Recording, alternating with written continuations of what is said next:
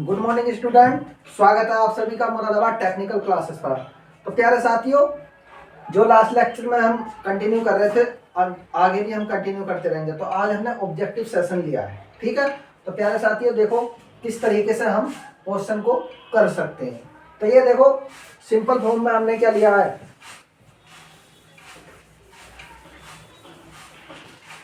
ये देखो क्वेश्चन है हमारे, किसी चालक का प्रतिरोध बढ़ता है। पहला क्वेश्चन है किसी चालक का प्रतिरोध बढ़ता है जब, तो उस नंबर एक ऑप्शन दे रखा हमें, उसकी लंबाई बढ़ा दी जाती है। दूसरा ऑप्शन है उसकी लंबाई एवं कटाक्ष क्षेत्रफल बढ़ा दिया जाता है। तीसरा ऑप्शन है हमारा उसका कटाक्ष क्षेत्रफल बढ़ा दिया जाता है। चौथा ऑप्शन है हमारा उसकी लंबाई घटा दी जाती है।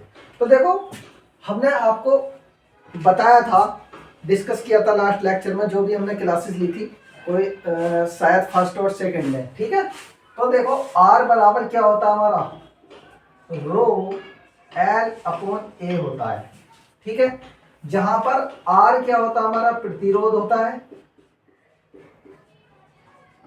प्रतिरोध होता है। L क्या होती है हमारी, लेंथ होती है, लंबाई होती है, ठीक है। दूसरा क्या होता है हमारा, क्रॉस सेक्शनल एरिया होता है, क्रॉस सेक्शनल एरिया होता है, ठीक है। या कटाक्ष क्षेत्रफल कहते हैं, इसको कहते हैं हम प्रतिरोधकता, प्रतिरोधकता, ठीक है। तो सबसे पहले हमें यह पूछा है कि किसी चालक का प्रतिरोध बढ़ता है, कोई हमारे पास चालक है।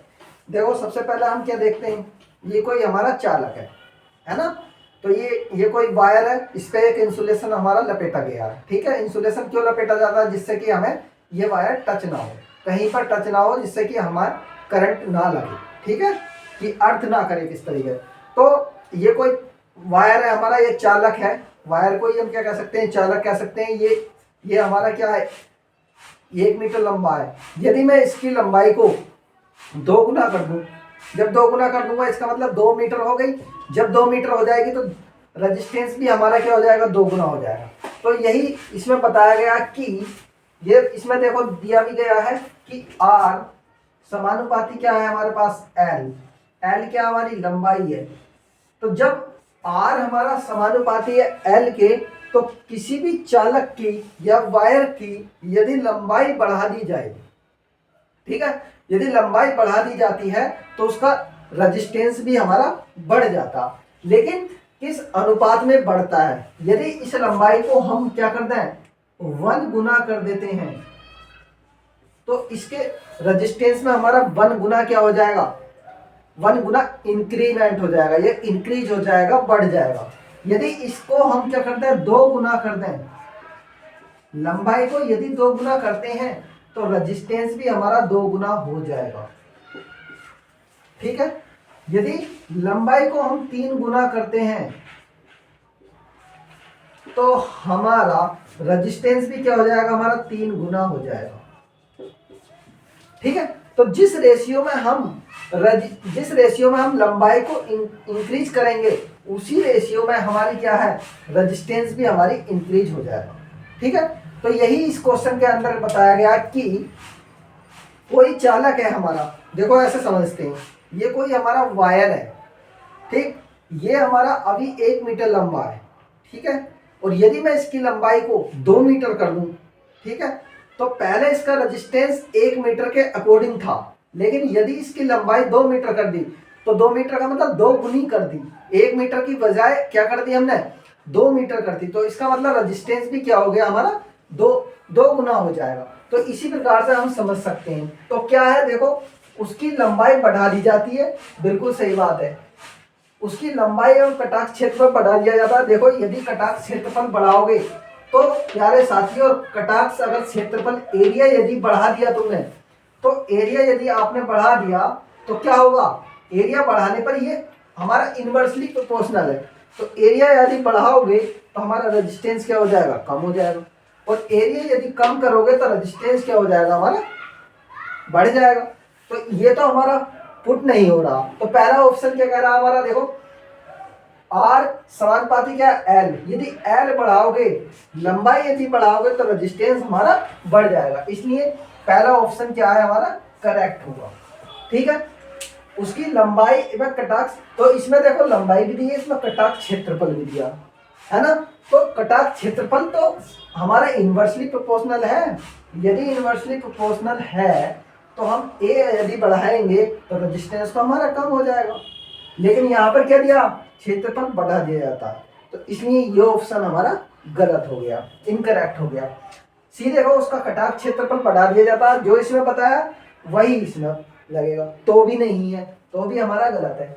उसकी लंबाई घटा दी जाती है, यदि घटाओगे लंबाई को, यदि घटाओगे तो रेजिस्टेंस ऑटोमेटिक घट जाएगा, उसी रेशियो में घट जाएगा जिस रेशियो में हम घटाना चाहते हैं। ठीक है, तो पहला ऑप्शन इसका क्या है, करेक्ट है बिल्कुल। ठीक, अब दूसरा क्वेश्चन देखते हैं। इसी प्रकार हम दूसरा क्वेश्चन नंबर 2 क्या कहता है, विद्युत परिपथ में प्रतिरोध का प्रयोग किया जाता है। कि कोई भी हमारा विद्युत परिपथ है, इलेक्ट्रिकल सर्किट्स है, उसमें यदि हम रेजिस्टेंस को एडअप करना चाहते हैं, एक्सटर्नली कोई भी रेजिस्टेंस हम उस सर्किट्स के अंदर क्या करना चाहते हैं, ऐड करना चाहते हैं, या लगाना चाहते हैं, कनेक्ट करना चाहते हैं, तो हमारा उसमें क्या प्रभाव पड़ेगा रेजिस्टेंस लगाने से। ठीक है, तो पहला ऑप्शन है धारा के फ्लो को रोकने के लिए लगाते हैं, धारा के फ्लो को बढ़ाने के लिए लगाते हैं रेजिस्टेंस को, धारा के फ्लो को घटाने के लिए लगाते हैं, या इनमें से कोई नहीं। तो मैंने आपको लेक्चर में पढ़ाया था, डिस्कस किया था कि जब भी हम रेजिस्टेंस, देखो रेजिस्टेंस को हिंदी में प्रतिरोध कहते हैं।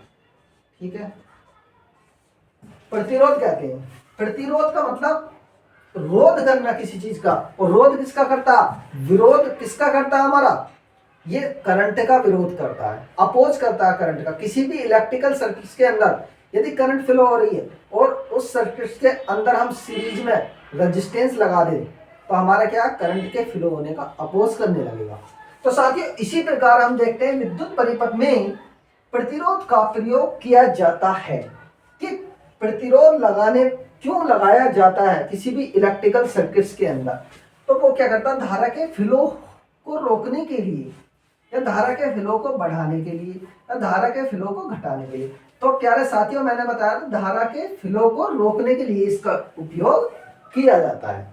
कि कोई भी अगर इलेक्ट्रिकल सर्किट्स है उसके अंदर यदि हम कोई भी एक्सटर्नली रेजिस्टेंस एडअप कर दें या कनेक्ट कर देते हैं, तो वो करंट के फ्लो होने का अपोज करने लगेगा। अब डिपेंड करता है कि रेजिस्टेंस की वैल्यू लो है या मीडियम है या फिर हमारी क्या है, हाई है। ठीक है, तो लो रेजिस्टेंस जो होते हैं हमारे, अब देखो यहां पर 2-3 क्वेश्चन और क्लियर हो जाएंगे आपके। किस तरीके से देखते हैं,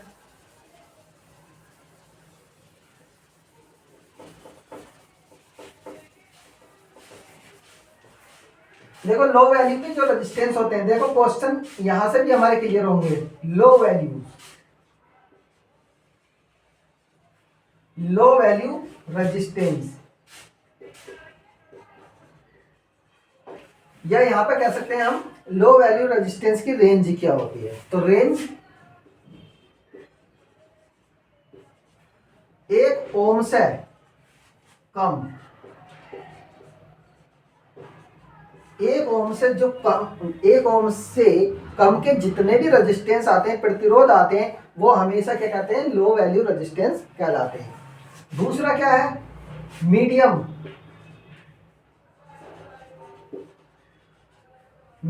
वैल्यू रेजिस्टेंस। ठीक है, तो मीडियम वैल्यू रेजिस्टेंस की रेंज कितनी होती है, ये होते हैं हमारे 1 ओम से 100 किलो ओम। 100 किलो ओम के रेजिस्टेंस हमारे मीडियम रेजिस्टेंस की कैटेगरी में आते हैं।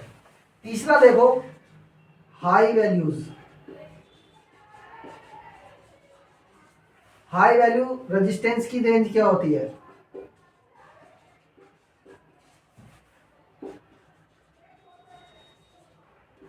इसकी होती है हमारी 100 किलो ओम से ऊपर।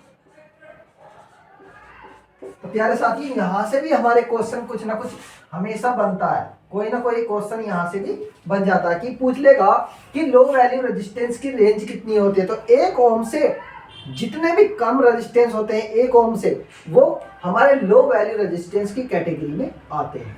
दूसरा क्या है, मीडियम वैल्यू रेजिस्टेंस। तो मीडियम वैल्यू रेजिस्टेंस में 1 ओम से 100 किलो ओम की कैटेगरी में जितने भी हमारे प्रतिरोध या रेजिस्टेंस आते हैं वो क्या कहलाते हैं, हमारे मीडियम रेंज रेजिस्टेंस कहलाते हैं।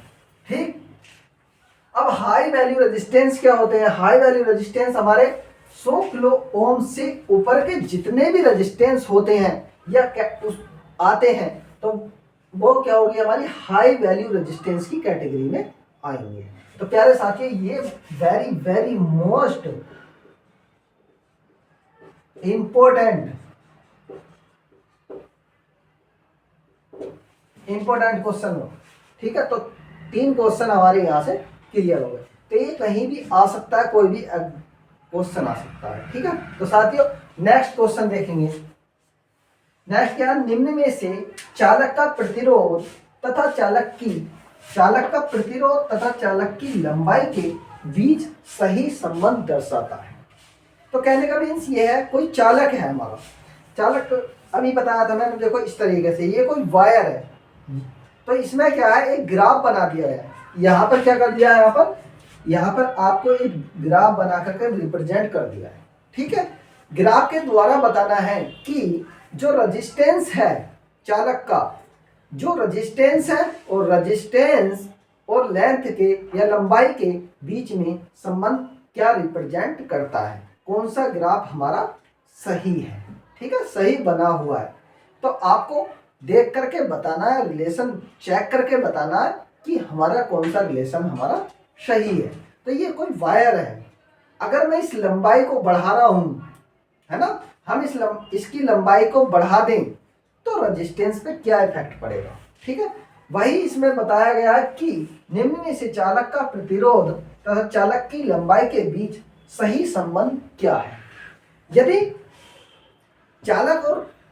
चालक और प्रतिरोध में सही संबंध दर्शाने का मतलब ये है कि यदि हम किसी चालक की लंबाई को बढ़ा दें तो रेजिस्टेंस पर क्या इफेक्ट पड़ेगा। ठीक, और यदि चालक की लंबाई को कम कर दें तो रेजिस्टेंस पर क्या इफेक्ट पड़ेगा। ये सही तरीका है कि रेजिस्टेंस और लेंथ में जो भी ग्राफ हमारा सही आएगा उसको हम कैसे रिप्रेजेंट कर सकते हैं या किस तरीके से हम फाइंड आउट कर सकते हैं कि ये ग्राफ हमारा सही है। तो प्यारे साथियों हमने आपको अभी अभी बताया था, इससे पहले वाले क्वेश्चन में देखो क्या कि R बराबर क्या होता है हमारा, रो L अपॉन A होता है। ये बेसिक रेजिस्टेंस का क्या है, फॉर्मूला है। ठीक, R बराबर क्या होता है, R समानुपाती अभी हमने निकाला था L।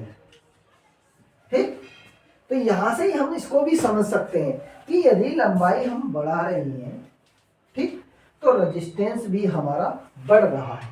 तो कहने का मीन्स ये बढ़ाने का चिन्ह है हमारा, ये इंक्रीज करने का, और ये भी हमारा क्या हो जाएगा, इंक्रीज हो जाएगा। यदि हम किसी वायर की लंबाई को बढ़ाते हैं किसी भी रेशियो में, तो जिस रेशियो में हम लंबाई को बढ़ाते हैं, चाहे वो 2 गुना कर रहे हैं, चाहे हम 3 गुना कर रहे हैं, चाहे हम 4 गुना, 8 गुना, 10 गुना, 16 गुना, कितने भी गुना कर रहे हैं, उसी रेशियो में हमारा रेजिस्टेंस भी गुना में बढ़ जाएगा। जैसे यहाँ पर हम कहें कि किसी वायर की लंबाई को 2 गुना करने पर, किसी वायर की लंबाई को 2 गुना करने पर रेजिस्टेंस पर क्या इफेक्ट पड़ेगा। तो यदि हम वायर की लंबाई बढ़ा रहे हैं, 2 गुना कर रहे हैं, कहने का मीन्स ये है कि 1 मीटर वायर लंबा कोई तार है, यदि उसको हम 2 गुना कर दें, 2 मीटर कर दें, तो 2 मीटर करने पर या 2 गुना करने पर उसका रेजिस्टेंस भी हमारा 2 गुना हो जाता है। ठीक है, तो साथियों इस तरीके से हम रिलेशन देखेंगे। तो सबसे पहले हमें पता होना चाहिए, ये देखो ग्राफ कैसे रिप्रेजेंट करते हैं। देखो यहां से चले 0 से, ठीक। ये हमारी लंबाई को रिप्रेजेंट करेगा और ये हमारा रेजिस्टेंस को रिप्रेजेंट करेगा, ठीक है। ये हमारी एक्स अक्ष है और ये हमारी वाई अक्ष है। यदि मैं कहूं कि यहां पर देखो इस तरीके से, ठीक, यदि मैं इसकी लंबाई को बढ़ा रहा हूं, ठीक, मान लो यहां पर 2 मीटर 2 गुना कर दी, यहां पर हमने लंबाई कितनी कर दी 2 गुना, तो यहां पर रेजिस्टेंस भी हमारा 2 गुना हो जाए, ठीक। इसी प्रकार यदि मैं यहां पर 3 गुना कर देता हूं तो रेजिस्टेंस भी हमारा 3 गुना हो जाए, ठीक। इसी प्रकार यहां पर मैं क्या कर दूं 4 गुना कर दूं तो यहां पर भी हमारा क्या हो जाएगा 4 गुना हो जाएगा। तो कहने का मीन्स ये है कि जिस रेशियो में हम रेजिस्टेंस को नहीं, जिस रेशियो में हम लेंथ को बढ़ाएंगे उसी रेशियो में हमारा रेजिस्टेंस भी क्या हो जाएगा बढ़ जाएगा, ठीक है। तो ये एक लीनियर ग्राफ आ रहा है प्यारे साथियों। लीनियर का मतलब ये होता है कि जिस रेशियो में हम किसी चीज को बढ़ाते हैं उसी रेशियो में हमारी दूसरी चीज भी हमारी बढ़ जाती है। तो जब वो बढ़ जाएगी तो हमारी उसी रेशियो में बढ़ रही है जिस रेशियो में हम बढ़ाना चाहते हैं, तो इसका मतलब लीनियर क्वांटिटी कहलाती है।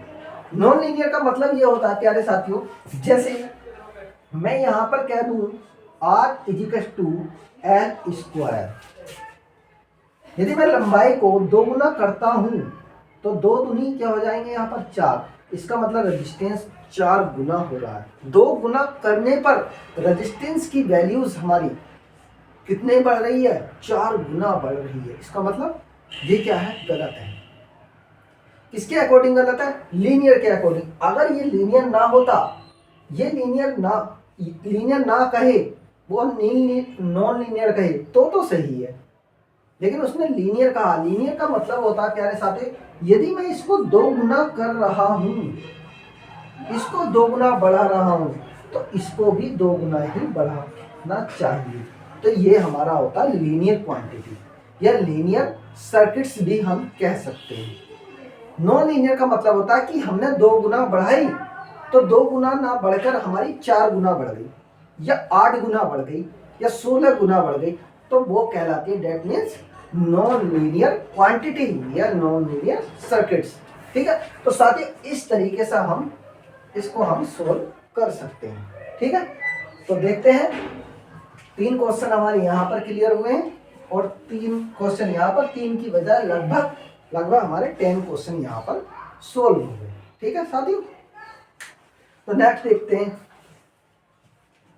तो इसका आंसर क्या हो जाएगा साथियों, ये इसका करेक्ट आंसर है, ठीक है। तो हमारा रिप्रेजेंट कभी भी हमारा क्वेश्चन आता, अब देखो इसमें देखो हम यहाँ पर लंबाई को बढ़ा रहे हैं तो लंबाई तो ऐसे बढ़ रही है, जब लंबाई ऐसे बढ़ी तो हमारा रेजिस्टेंस भी तो ऐसे ही बढ़ना चाहिए था, लेकिन ये तो रेजिस्टेंस तो गिरावट आ रहा है। इसमें रेजिस्टेंस यहाँ था और लंबाई जैसे जैसे बढ़ा रहे हैं तो एक कंडीशन ऐसे आ जाएगी, यहाँ आ जाएगा 0 पर, तो ये तो इम्पॉसिबल है। लेकिन कंडक्टर क्या कहता है, कंडक्टर की कैरेक्टरिस्टिक्स या चालक की कैरेक्टरिस्टिक्स क्या कहती है कि जितनी हम लंबाई बढ़ाते हैं उसी रेशियो में हमारा रेजिस्टेंस भी बढ़ना चाहिए। यदि 2 गुना करना चाहते हैं तो 2 गुना ही हमारा रेजिस्टेंस बढ़ना चाहिए। 4 गुना अगर लंबाई कर रहे हैं तो 4 गुना ही हमारा रेजिस्टेंस भी बढ़ना चाहिए, ठीक है। तो साथियों इस तरीके से हम चेक कर सकते हैं ग्राफ के माध्यम से कि कौन सा ग्राफ हमारा सही है, ठीक है।